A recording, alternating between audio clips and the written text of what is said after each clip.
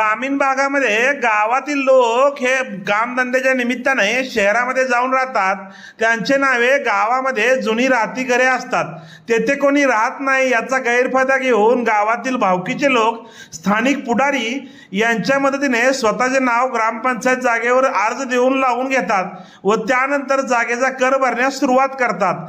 अशा परिस्थितीमध्ये त्या नव्याने नावे लावलेल्या लोकांना त्या जागेची मालकी मिळते का? नमस्कार, मी ॲडव्होकेट विशाल गावडे। एखाद्या व्यक्तीने ग्रामपंचायत मिळकतीच्या उतार्यावर नाव असलेल्या मालकाच्या परस्पर अर्ज देऊन संगनमत करून त्या उतार्यावर नाव लावून घेतले म्हणजे त्या व्यक्तीला त्या जागेची कायदेशीर मालकी किंवा कब्जा प्राप्त होऊ शकत नाही।